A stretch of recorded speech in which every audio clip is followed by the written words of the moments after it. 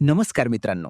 आज आपण सीताफळाच्या अशा एका खास वाणाची माहिती जाणून घेणार आहोत, जो पारंपरिक हंगाम संपल्यानंतरही फळांचे उत्पादन देऊ शकतो. सध्या आपण सोलापूर जिल्ह्यातील बार्शी येथील प्रसिद्ध NMK नर्सरीमध्ये आलो आहोत. सीताफळ संशोधनाच्या क्षेत्रात महत्त्वाचे काम करणारे डॉक्टर नवनाथ मल्हारी कसपटे यांनी आत्तापर्यंत सीताफळाच्या सुमारे 2,500 जाती विकसित केल्या आहेत. यापैकी 5 वाण पेटंटसाठी प्रस्तावित केले आहेत.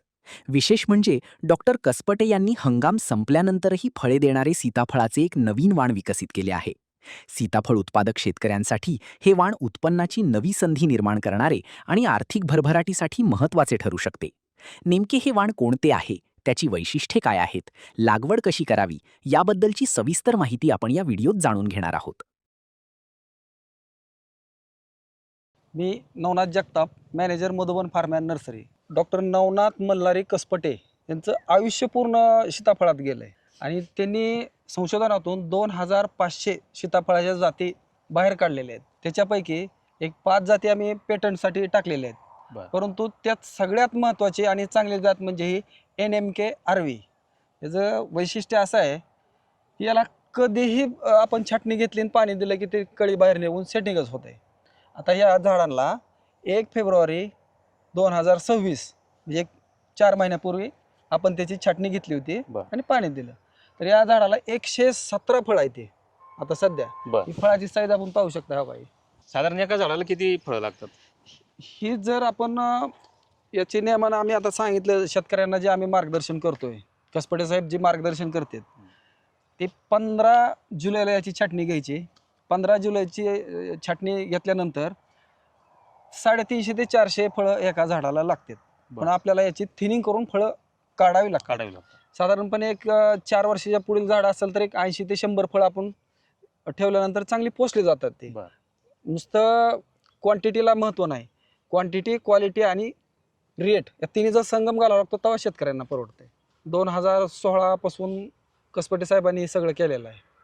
त्यावेळेस म्हणजे त्यानंतर केल्यानंतर आम्हाला 2,500 जाती सीताफळाच्या बाहेर आम्ही म्हणजे भेटल्या आम्हाला. त्याच्यापैकी पूर्ण सर्व गुण संपन्न अशी सीताफळाची जात म्हणजे सिलेक्ट केली. त्यात 3-4 व्हरायटी आहेत. त्याच्यापैकी सगळ्यात महत्त्वाची ही आम्ही इथं प्रशिक्षण हॉल आहे, त्याच्यामध्ये प्रशिक्षण घेतो आणि समोर शेतकऱ्यांना पाहायला भेटतंय. ते सगळं भरपूर शेतकऱ्यांची मागणी आहे, पण एवढे आम्ही रोपं देऊ शकत नाहीत त्यांना.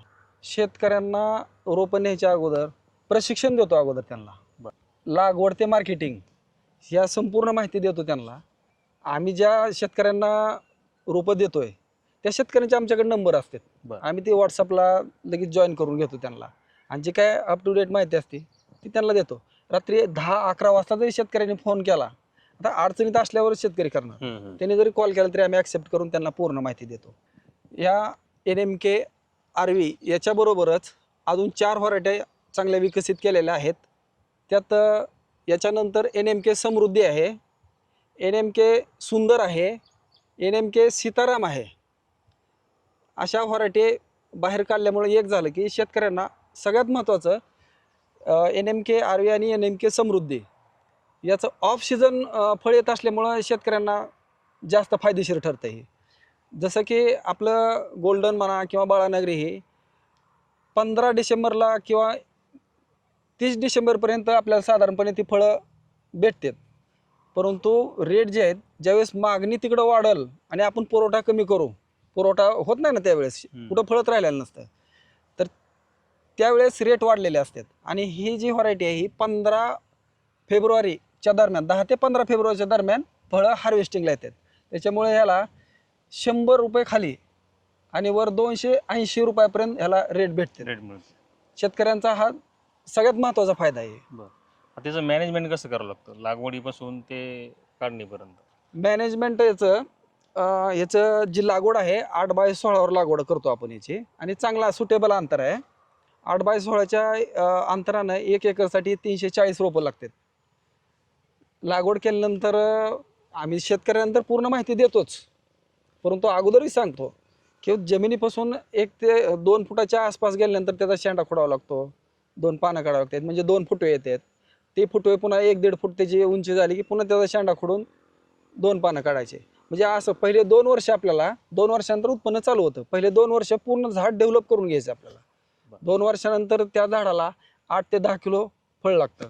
बरं. त्याच्यानंतर पुढल्या वर्षी म्हणजे लागवड केल्यानंतर 2 वर्षानंतर फळ चालू होतं, पण त्याच्या पुढल्या वर्षी 15 ते 20 किलो आपल्याला झाड देतं ते. आणि पूर्ण झाड डेव्हलप व्हायला 5 वर्ष लागतात. आणि 5व्या वर्षीपासून पुन्हा पूर्ण क्षमतेनं आपल्याला 30 किलोच्या 30 ते 35 घ्यायचं म्हणलं तर ह्याच्यावर 50 किलो पण आपण घेऊ शकतो, पण तो आपल्याला क्वालिटी भेटणार नाही त्याची. बरं. आणि उत्पन्न आणि खर्चाचं कसं गणित आहे? आता उत्पन्न म्हणलं, खर्च म्हणलं ह्याचा, तर सगळ्यात दुर्लक्षित फळ म्हणजे सीताफळ आहे. आणि सगळ्यात फायदेशीर शेतकऱ्यांना सीताफळ आहे. सीताफळ 1 एकरसाठी एका वर्षाला 35,000च्या आसपास खर्च येतो फक्त. बरं. आणि जर चांगला शेतकरी, आज शेतकरी 1 करोड रुपये उत्पन्न घेणारे शेतकरी आहेत फक्त सीताफळ लागवड. फक्त सीताफळ. 20-20 एकर लावले, 15-20 एकरच्या दरम्यान लावलेलं आहे. 1 करोड रुपये शेतकऱ्यांनी उत्पन्न घेतलेलं आहे. बरं. आता सध्या काय झालंय, पेरूचं जास्त ही बागा वाढलेल्या आहेत. बागा वाढल्यात. त्याच्यामुळं आळ्याचं प्रमाण ह्यात पेरूचं संपलं की ह्याच्यावर यायला लागलं. हम्म, हम्म. तर शेतकऱ्यांनी फ्रूट कव्हर बॅग किंवा स्प्रेनं सुद्धा 80% 90% कव्हर होतं. बरं. पण फ्रूट कव्हर बॅग जर लावल्या तर 100% आपल्या कुठली त्याचा फायदा असा आहे फ्रूट कव्हर बॅगचा, की त्या फळाला कुठलाही स्प्रे घ्यायची गरज नाही. ज्यावेळेस फळ ह्या साईजचं होईल, हम्म. लिंबू साईजच्या पुढं फळ जाईल का, बरं. त्यावेळेस त्याला फ्रूट कव्हर बॅग लावायची असते. मग शेतकऱ्यांनी आता कुणीही रोपं तयार केली ती पहिली, कुठूनही रोपं घेतली, एकदा तुम्ही रोपं दिली की तुमचा आणि आमचा विषय मिटला. संपला. मग ह्या शेतकऱ्यांना मार्गदर्शन भेटलं नाही ना. हम्म. आज बऱ्यापैकी ही जी पहिल्या कुठूनही नेऊन गोल्डन लावलेले शेतकरी आहेत, अशा बऱ्यापैकी बागा काढायला लागले शेतकरी. बरं. कारण त्याला मार्गदर्शन भेटलं नाही. फळात आळी निघाल्यामुळं मार्केट डाऊन झालं. ज्या शेतकऱ्यांनी बॅगा वगैरे लावलेल्या आहेत त्यांचं मॉलला आणि त्यांना चांगले रेट भेटतात. आता या वर्षीचं उदाहरण द्यायचं म्हणलं तर ज्यावेळेस भाव 30-35 रुपये होता, त्यावेळेस मॉलला बॅग लावलेली फळं 80 ते 85 रुपयानं आम्ही दिलेत. मग एवढा फरक आहे ना. शेतकऱ्यांनी पण थोडं लक्ष द्यायला पाहिजे, क्वालिटी द्यायला पाहिजे, लक्ष दिलं पाहिजे लक्ष आपण. दिलं पाहिजे, बरं. मार्गदर्शन घेतलं पाहिजे. सगळ्यात महत्वाचा एक जागतिक विषय आहे आळीचा. बरं. सगळ्यात कडू काय आहे, कारल्यात सुद्धा आज आळी व्हायला लागली. म्हणजे आळी होती म्हणून आपण लावायचं नाही हम्म. किंवा ती सोडून द्यायचं असं करून जमत नाही. त्याच्यावर उपाय आहेत. उपाय म्हणजे हे आता सांगितलेले फ्रूट कव्हर बॅग, स्प्रे. थोडं लक्ष दिल्यानंतर 100% उत्पन्न सगळ्यात कमी खर्चाचं एवढंच आहे सीताफळ. आपल्या संपूर्ण फळापैकी एकमेव सीताफळ असं आहे की कोरडो फळ पिकात मोडतं. याचं फळ तोडल्यानंतर, हार्वेस्टिंग झाल्यानंतर 1 थेंबही पाणी त्याला द्यायचं नाही पुन्हा, पाऊस मोठा पडेपर्यंत जूनचा. बरं. म्हणजे समजा फेब्रुवारीमध्ये याची तोडणी झाली तर मार्च, एप्रिल, मे 3 महिने उन्हाळ्यात एकही थेंब पाणी द्यायचा नाही. जर तुम्ही पाणी दिलं तर पुन्हा फळाची सेटिंग कमी होते. बरं. असं कुठलंच फळ पीक नाही की उन्हाळ्यात त्याला पाणी द्यायचं नाही. द्यायचं नाही असं. द्यावंच लागते सगळ्या फळाला. फक्त सीताफळ आहे, याला पाणी द्यायची गरज लागत नाही. एकदा फळ तोडलं की पाणी बंद. जोपर्यंत मोठा पाऊस पडत नाही, आणि मोठा पाऊस पडल्यानंतर 2 पावसाच्या मध्ये गॅप जास्त जर झाला हम्म. तर पाणी द्यायचं. आता काही शेतकऱ्यांना जर तुमच्याशी कॉन्टॅक्ट करायचं असेल, मार्गदर्शन घ्यायचं असेल, तर त्यांनी कुठे संपर्क करावा किंवा काय प्रोसेस आहे तुमची? आमचा नंबर आहेत, नंबर सांगतो. 99 23 13 77 57. आणि दुसरं गोरमाळ्याचे आमचे मॅनेजर आहेत अक्षय पाटील म्हणून, त्यांचा 98 81 42 69 74. या दोन्हीपैकी कुठल्याही नंबरला कॉन्टॅक्ट करू शकतायत. धन्यवाद. सीताफळ लागवडीतून चांगला पैसा मिळू शकतो आणि खर्चसुद्धा खूप कमी आहे. फक्त आपल्याला योग्य व्यवस्थापन करता आलं पाहिजे, योग्य मार्गदर्शन घेता आलं पाहिजे. या माध्यमातून त्यांनी जे सांगितलं की त्यासाठी जर तुम्ही चांगली खबरदारी घेतली तर तुमचा जो माल आहे तो चांगल्या भावाने जाऊ शकतो. तर मित्रांनो, अधिक माहिती जर तुम्हाला हवी असेल, समोर नंबर आहे त्यावर तुम्ही कॉल करू शकता. धन्यवाद.